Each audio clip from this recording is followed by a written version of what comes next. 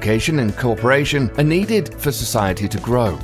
Education is necessary to know right from wrong, to have an informed voter base, to understand the world around us, and to know what to do in the future.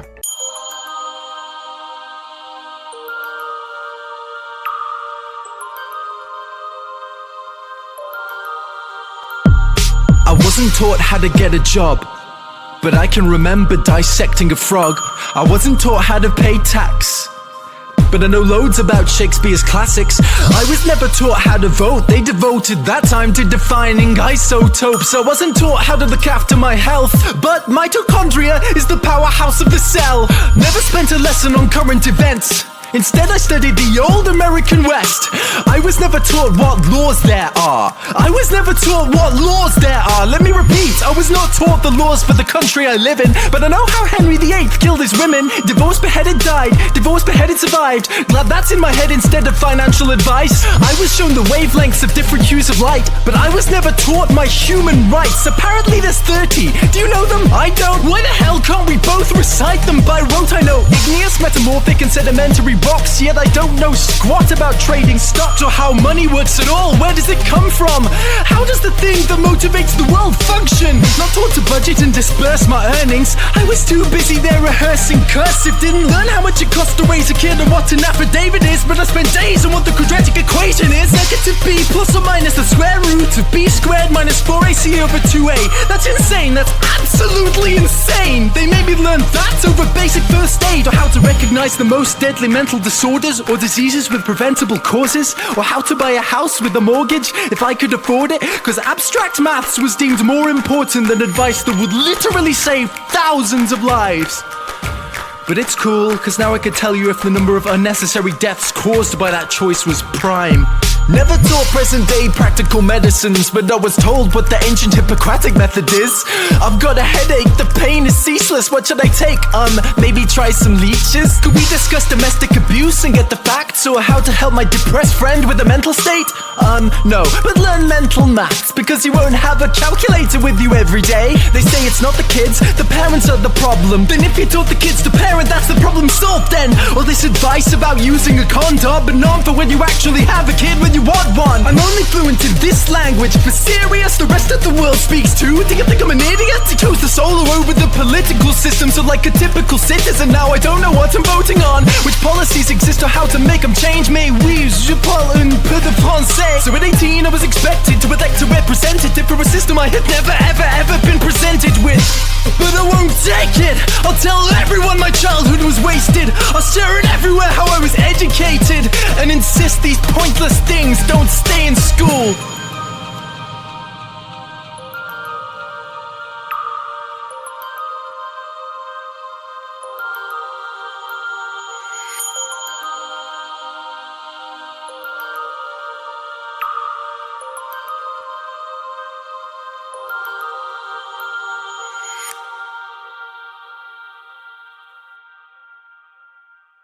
Albert Einstein once said, "Everybody's a genius, but if you judge a fish by its ability to climb a tree, it will live its whole life believing that it is stupid." Ladies and gentlemen of the jury, today on trial we have modern day schooling. Glad you could come. Not only does he make fish climb trees, but also makes them climb down and do a 10-mile run. Tell me, school, are you proud of the things you've done? Turning millions of people into robots, do you find that fun? Do you realize how many kids relate to that fish swimming upstream in class, never finding their gifts, thinking they are stupid, believing they are useless? Well, the time has come, no more excuses. I call school to the stand and accuse him of killing creativity, individuality, and being intellectually abusive. He's an ancient institution that has outlived his usage. So, Your Honor, this concludes my opening statement, and if I may present the evidence of my case, I will prove it. Proceed. Exhibit A. Here's a modern day phone. Recognize it? Here's a phone from 150 years ago. Big difference, right? Stay with me. Here's a car from today, and here's a car from 150 years ago. Big difference, right? Well, get this. Here's a classroom of today, and here's a class we used 150 years ago. Now ain't that a shame? In literally more than a century, nothing has changed. Yet you claim to prepare students for the future? But with evidence like that, I must ask, do you prepare students for the future or the past? I did a background check on you and let the record show that you were made to train people to work in factories, which explains why you put students in straight rows, nice and neat, tell them sit still, raise your hand if you want to speak, give them a short break to eat, and for 8 hours a day tell them what to think. Oh, and make them compete to get an A letter which determines product quality, hence grade A of meat. I get it. Back then, times were different. We all have a past. I myself am no Gandhi. But today, we don't need to make robot zombies. The world has progressed. And now we need people who think creatively, innovatively, critically, independently, with the ability to connect. See, every scientist will tell you that no two brains are the same. And every parent with 2 or more children will confirm that claim.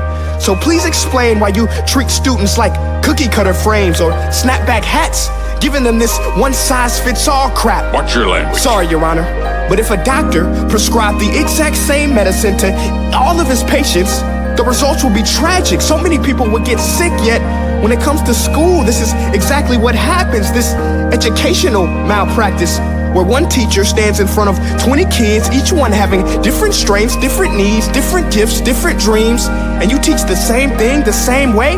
That's horrific. Ladies and gentlemen, the defendant should not be acquitted. This may be one of the worst criminal offenses ever to be committed. And let's mention the way you treat your employees. Objection. Overruled. I want to hear this. It's a shame. I mean, teachers have the most important job on the planet, yet they're underpaid? No wonder so many students are short-changed. Let's be honest, teachers should earn just as much as doctors, because a doctor can do heart surgery and save the life of a kid, but a great teacher can reach the heart of that kid and allow him to truly live. See, teachers are heroes that often get blamed, but they're not the problem. They work in a system without many options or rights. Curriculums are created by policymakers, most of which have never taught a day in their life. Just obsessed with standardized tests. They think bubbling in a multiple choice question will determine success. That's outlandish. In fact, these tests are too cruel to be used and should be abandoned, but don't take my word for it. Take Frederick J. Kelly, the man who invented standardized testing, who said, and I quote, "These tests are too cruel to be used and should be abandoned." Ladies and gentlemen of the jury, if we continue down this road, the results will be lethal. I don't have much faith in school, but I do have faith in people. And if we can customize healthcare, cars, and Facebook pages, then it is our duty to do the same for education, to upgrade it, change it, do away with school spirit, because that's useless. Unless we're working to bring the spirit out of each and every student, that should be our task. No more Common Core. Instead, let's reach the core of every heart in every class. Sure, math is important, but no more than art or dance. Let's give every gift an equal chance. I know this sounds like a dream, but countries like Finland are doing impressive things. They have shorter school days, teachers make a decent wage, homework is non-existent, and they focus on collaboration instead of competition. But here's the kicker, boys and girls. Their educational system outperforms every other country in the world. Other places like Singapore are succeeding rapidly. Schools like Montessori, programs like Khan Academy, there is no single solution. But let's get moving, because while students may be 20% of our population, they are 100% of our future. So let's attend to their dreams, and there's no telling what we can achieve. This is a world in which I believe. A world where fish are no longer forced to climb trees. I'll rest my case.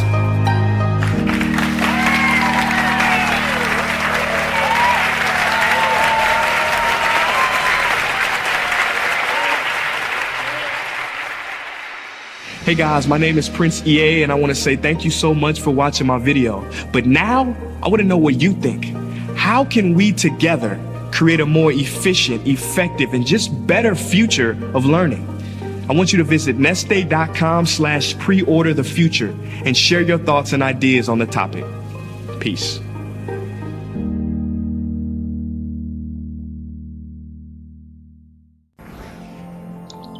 Studies can be flawed for a number of reasons.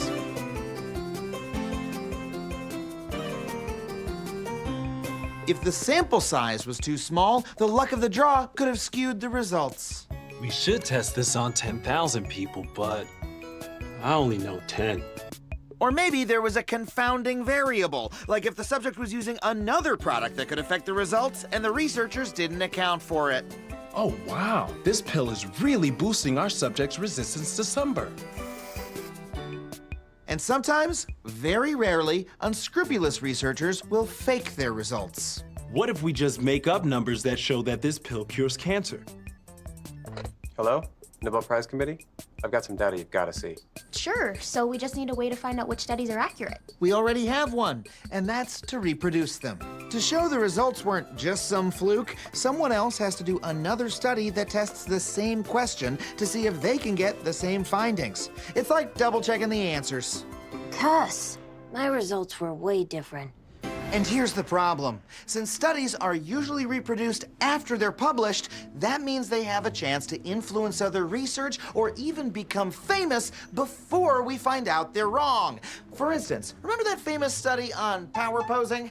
It's only one of the most watched TED Talks of all time. It proved that by standing in the power pose, your body produces hormones that give you confidence. Well, no one's ever been able to reproduce those results. What? Or how about that series of studies from the 70s and 80s that showed you can actually make yourself feel happier just by smiling?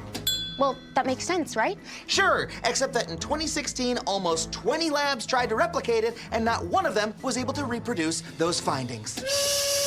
If that's true, then how many other studies might be wrong? Oh, a lot of them. In fact, many scientists say that we're in the midst of a reproducibility crisis. One research team just replicated 100 famous psychology studies, but found they couldn't reproduce about 60% of them. Another revisited 67 major drug studies and found that about 75% didn't match their results. And another team zeroed in on 53 recent cancer studies and couldn't reproduce 47 of them. But those numbers are so high. If science gets it wrong that often, then we should be reproducing every study. This is Professor Brian Nosek of the University of Virginia and the co-founder of the Center for Open Science. Adam's right, Winnie. Replication studies are not getting done, and it's because scientists don't have enough good reasons to do them. Wait, what do you mean? To succeed in their careers, scientists have to publish and get attention for their research, and that's more likely to happen if their studies have new and flashy conclusions. My study found that fidget spinners give you six-pack abs. And the pressure to get these kinds of results sometimes leads researchers to cut corners. On the other end, replication studies make for good science, but they don't get as much attention. People just aren't interested in studies that don't find anything new. The results held up.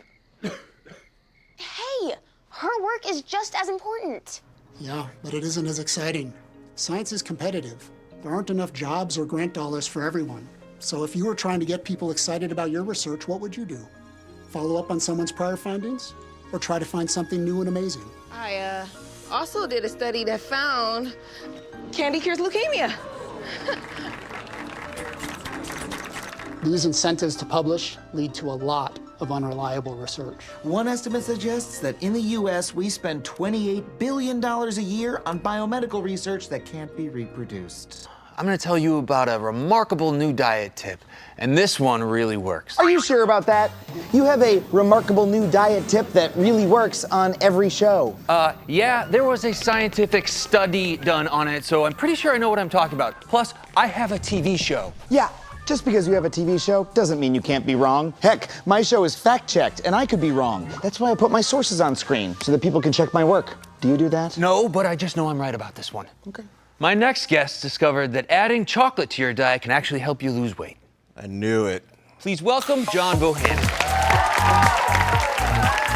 This man is a fraud. Adam, no, he's not. He's my guest. I'm sorry. No, I am a fraud, man. I purposefully did a fraudulent study about the health benefits of chocolate, and I convinced the media that eating chocolate helps you lose weight. Wait, why would you do that? Because nutrition science is totally broken, and I wanted to show that it's actually very easy to fool the media into making those big headlines that cause those crazy diet fads in the first place. God, I love your work. Likewise. It's a recipe with 4 steps. First, you have to take a really skewed sample rather than a properly balanced one. Next, you need to cherry pick your data, taking the stuff that supports what you're interested in and throwing out the rest. Third, you need to get it published in a shady journal with no academic standards. Oh, we have one right over here. But it has to have a sciencey name, like the International Archives of Medicine. What's great about journals like this is they'll take any garbage you give them. Don't the science journals have to make sure that the papers are actually, like, scientific? Well, for most journals, yes. But there are journals that are just out to make a buck, and they'll publish anything you send them, as long as you pay up. Before the show, we did get a paper published. Oh, look at this. Look at how beautiful this is. It's called The Possible Irritating Effects of Nutritional Facts, and it was published in Advances in Nutrition and Food Technology. What's in it? Oh, nothing. It's just the script to this episode. It's not even a scientific paper, but because we paid the journal $369, they published it verbatim, and now we can cite it like any other source. Isn't that fun? Look at that. Script to the episode. Am I on acid? You know, but it does still seem like it's missing something. That's right, because that brings us to the 4th step. You need to put out a press release with exaggerated language to tantalize the journalists. Who could resist this? So sugary and delicious. Voila! You've got a piping hot pan of garbage. Ooh, a delicious new study. Ooh, so shareable. Yes, please. Oh, that is disgusting. Reporters are hungry for content, and they're more than willing to gobble up even faulty science. And in the case of my study, which had totally unfounded claims, they covered it all over the world. And this pattern is repeated in the media every day. Press-hungry researchers get bad science published in disreputable journals, and shows like yours peddle it to people like these. But the fact is, most of the nutrition science reported on in the media isn't science at all. My God. Ancient melons, pH balanced water, acai berries? None of it's real? None of it. You lied to us, Dr. Todd! Come on, Adam, man.